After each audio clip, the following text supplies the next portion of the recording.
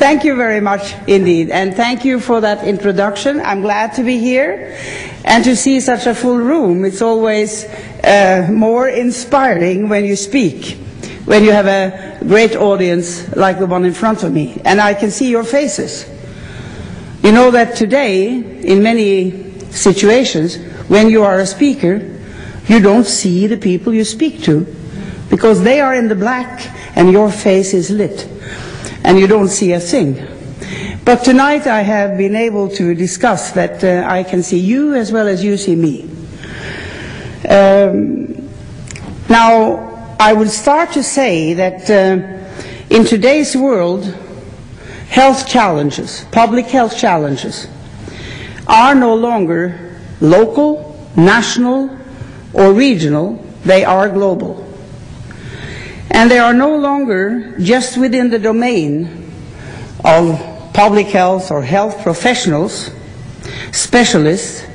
They are among the key challenges to our societies. They are political, economical, cross-sectoral. They are intimately linked to environment and development. They are key to national, regional, and global security. Historically, disease in other places was seen as an impediment to exploration and a challenge to winning a war.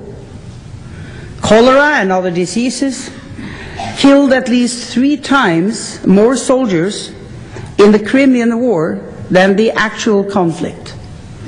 Malaria, measles, mumps, smallpox, and typhoid felled more combatants than did bullets in the American Civil War.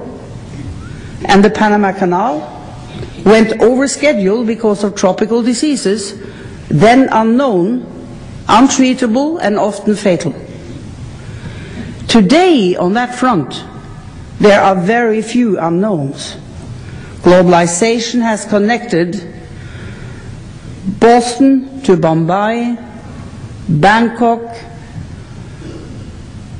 to San Diego. In an interconnected and interdependent world, bacteria and viruses travel almost as fast as email messages and money flows. There are no health sanctuaries, no impregnable walls between the world that is healthy, well-fed, well-off, and another world which is sick, malnourished, and impoverished. Globalization has shrunk distances, broken down old barriers, and linked people together. Globalization has also made problems halfway around the world your problem, everyone's problem. And it has also made problems around the world something that we need to take seriously, that we cannot just see as kind of a film on a TV screen.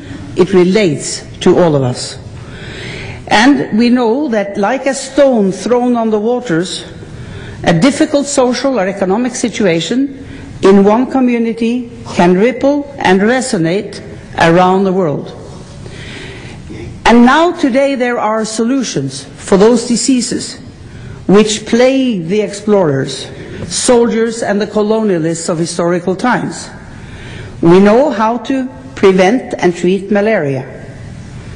There are vaccines for yellow fever. There are treatments for TB. The striking feature is, however, while we diligently take anti-malarials, top up our vaccinations when we travel to developing countries, the people living there, those threatened most by these diseases, don't have that access. 3,000 children in Africa die every day from malaria. They die of vaccine-preventable diseases like measles by the hundreds of thousands. And people are dying by the millions every year of HIV/AIDS. Now, 20 years ago, going back, HIV was a specter. all but invisible on the horizon.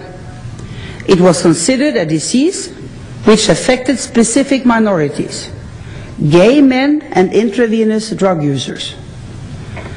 Science was slow to respond.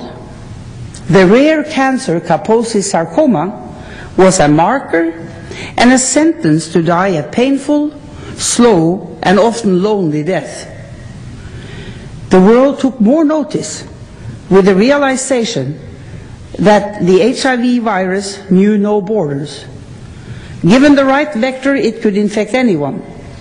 Man, woman, gay, straight, healthy, and hemophiliac.